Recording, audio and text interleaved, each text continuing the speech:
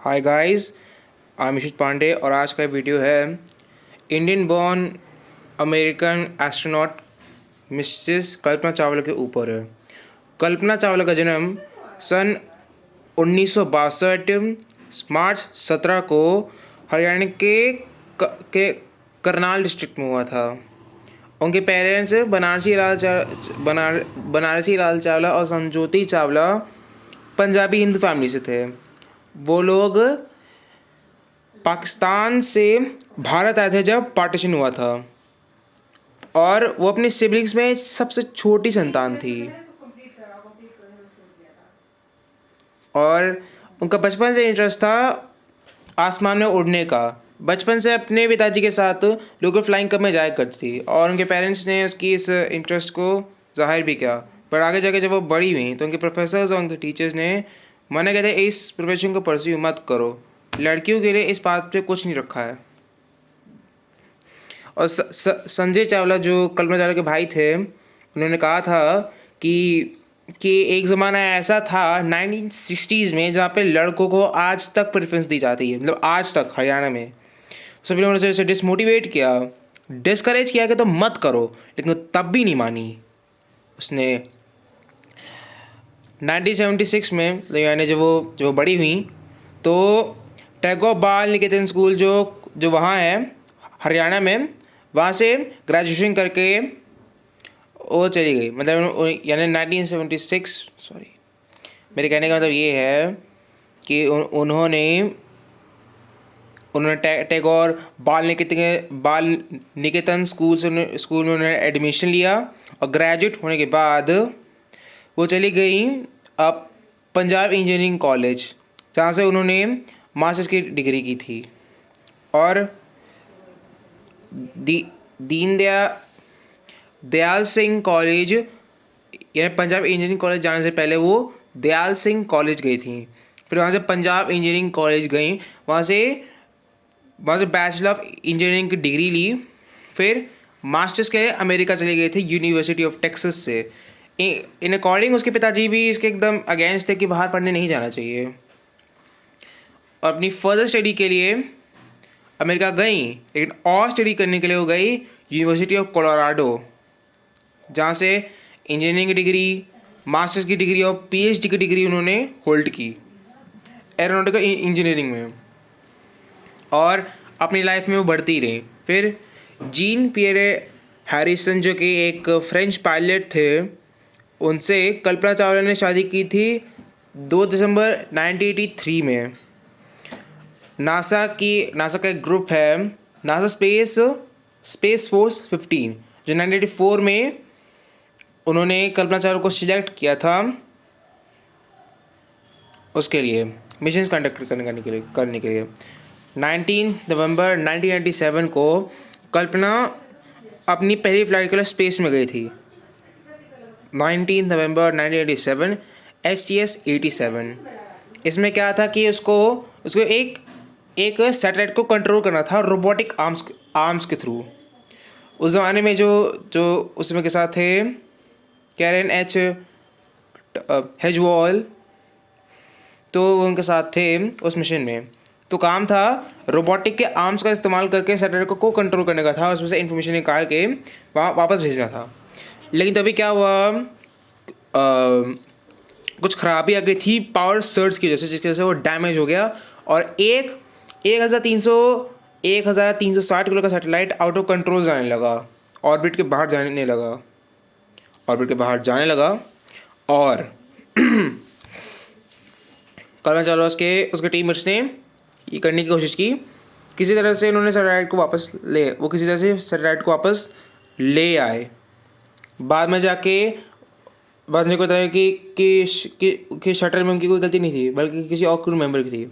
इसकी वजह से वो पहली भारतीय महिला बनी स्पेस में जाने के लिए। फिर STS-107 का मिशन था, लेकिन उसे बार बार डिले किया गया 13 बार। फाइनली जनवरी 16, 2003 को केनेडी स्पेस सेंटर से ये स्पेशल स्पेस शटल लॉन्च हुआ और इसमें उन्होंने 80 से भी ज़्यादा एक्सपेरिमेंट्स उन्होंने किए। इसकी वजह से क्या हुआ कि जिससे क्या होगा कि साइंस और भी ज़्यादा इसे और ज़्यादा प्रेडिक्ट कर सकेगी कि प्लैनेट्स में और क्या क्या है। उन्होंने किया 16 दिन तक वो रहे। बट दोस्तों, आपको एक ऐसी बात बताऊंगा ना, आप एकदम आपके रोंगटे खड़े हो जाएंगे। बात यह है कि जब जब ये स्पेस शटल जब लॉन्च हुआ था, उसके लॉन्च होने के जस्ट 81 सेकंड्स बाद एक छोटा सा फोम लेफ्ट विंग से टकरा गया कोलंबिया के स्पेस शटल से, जो रॉकेट से कनेक्टेड था। और उससे काम होता है उसे उसे फ्यूल टैंक से कनेक्ट करेगा। ज़्यादा बड़ा टुकड़ा नहीं था, वैसे 60 सेंटीमीटर लंबा और 40 सेंटीमीटर चौड़ा था। लेकिन ये लेफ्ट विंग में इतनी तेज़ी से टकराया कि इसकी स्पीड उस ज़माने में थी 700 से 900 किलोमीटर प्रति घंटे की रफ्तार से। उसके बाद से फिर रॉन डिटरमोर को बोला गया था कि आप स्पाई सैटेलाइट्स आप ऊपर भेजें ताकि डैमेज को चेक किया जा सके और एक दूसरा स्पेस सैटेलाइट भेजा जाए। लेकिन रॉन डिटरमोर ने इसे मना कर दिया था। इस वजह से 16 दिन तक इसको अनइन्वेस्टिगेटेड रखा गया। और जब फरवरी 1 2003 को जब इसे लैंड होना था, तो लैंड होने के चक्कर में दोस्तों पता है क्या हुआ इसके साथ? मैं बताता हूँ क्या हुआ इसके साथ। ये जैसे ही री एंट्री करने लगा धरती के एटमॉस्फेयर में, तो जो कोटिंग थी जो कम 3000 डिग्री सेल्सियस तक झेल सकता था, उसका टूट ही गया पीस। और उसकी वजह से क्या हुआ, री एंट्री में जैसे ही घुसा ये गर्म होना शुरू हो गया। और उसके वजह से क्या हुआ, इसके जो सेंसर्स थे लेफ्ट विंग के वो बंद हो गए। उसकी वजह से क्या हुआ, 8:54 पे 8:54 एस्ट्रोनॉट्स को इंडिकेशन मिल गया था कि वो मरने वाले हैं। और भाई कोलंबिया में क्या हो रहा था, कोलंबिया स्पेस शटल के साथ, कि धीरे धीरे गर्म होने लगा, टेम्परेचर बढ़ने लगा। और ऐसे करते करते 3000 डिग्री सेल्सियस तक पहुंच गया था। इतने टेम्परेचर में तो भाई साहब कोई आदमी जल के भाप बन जाता है ना। तो क्या हुआ, बढ़ती गर्मी से क्या हुआ कि उन एस्ट्रोनॉट्स के शरीर में खून उबलना शुरू हो गया। उसकी वजह से बेहोशी की अवस्था में उनकी मौत होगी शटल के ब्लास्ट होने से पहले। तो घुसा, गर्म होने लगा, टेम्परेचर बढ़ने लगा, स्पीड बढ़ने लगी, क्योंकि उस ज़माने से स्पीड थी मार्क 25, यानी 25,000 किलोमीटर प्रति घंटे की रफ्तार से गया। और इससे क्या हो कि 9 बजे स्पेस का टूटने लगा। और इससे क्या हुआ, स्पेस का पूरा टूट गया और उसके टुकड़े टेक्सास स्टेट में गिरने लग गए। और फिर जीवन नेशनल पार्क में उन सभी के रिमेन्स को स्कैटर किया गया उसी पार्क में और उन्हें श्रद्धांजलि दी गई। बाद में जाके इसकी एक कमेटी फॉर्म की गई, कोलंबिया डिज़ास्टर मैनेजमेंट कमेटी। इसमें ये पता लगा कि विलियम रेड्डी जो उस समय नासा में काम करते थे, उनके ये इतनी बड़ी बेवकूफ़ी साबित हुई कि उन्होंने स्पाई सैटेलाइट्स तक को नहीं भेजने दिया। रॉन डिटरमोर ने जाके अपनी गलती को एक्सेप्ट करके उन्होंने इस्तीफ़ा दे दिया। इससे ये पता चलता है कि उन्होंने कितनी बड़ी भूल कर दी। अगर स्पाई सैटेलाइट्स भेजे जाते तो एट लीस्ट कम से कम वो लड़की बच तो जाती। 40 साल की उम्र थी उसके 6 और थे क्रू मेंबर्स रही।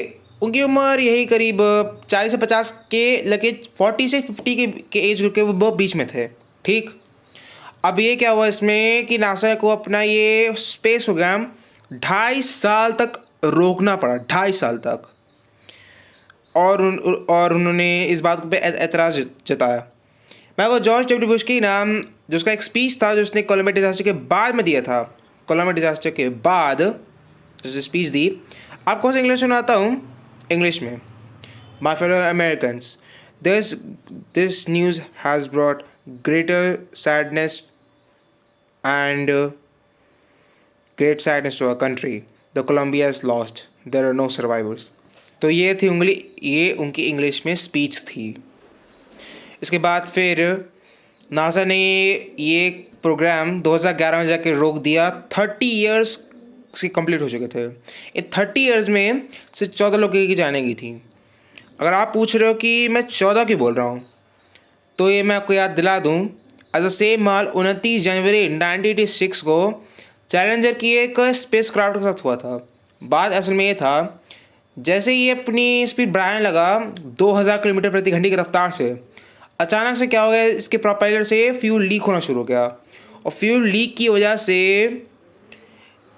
अपने लॉन्च के 77 सेकंड्स के बाद ब्लास्ट हो गए। उस ब्लास्ट में सात क्रू मेंबर्स मारे गए। One of the deadliest incidents on American soil. और सोचो ना कि जिसके माँ बाप रो रहे होंगे, समझ लो कितने घर तबाह हो गए, कितने घर तबाह हो गए। 14 लोगों का घर उजड़ गया।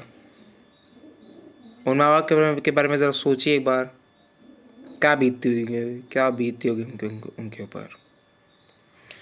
कल्पना चावला को न्यूमरस एलोकेट्स मिले, और साथ साथ में आठवीं वाजपेयी जी ने कहा अपने स्पीच में कि वो लड़की इतनी डिटर्मिनेड थी, उसने अपना लक्ष्य प्राप्त किया और वो मरी, लेकिन अपना कर्तव्य पालन करके मरी। अब कल्पना चावला को मरे हुए आज के ज़माने में कम से कम 22 साल हो चुके हैं उसे मरे हुए। और यूएस की स्पेस एजेंसी नासा को ये बात समझ में आ गई कि उस गलती की वजह से आज तक वो उसका भुगतान कर रहे हैं, आज तक, कि किस तरह से इतनी बड़ी गलती उनसे हो गई, लेकिन आज उन्होंने अपनी गलती को स्वीकारा और 22 साल बाद भी ऐसी कोई घटना नहीं हुई है। सुनीता विलियम्स भी अटक गई वहीं पे, लेकिन आशंका है कि वो जल्दी लौट आएंगी। सो एक तरह से ये मिसेस कल्पना चावला का ये एक ट्रिब्यूट है मेरी तरफ से। Thank you.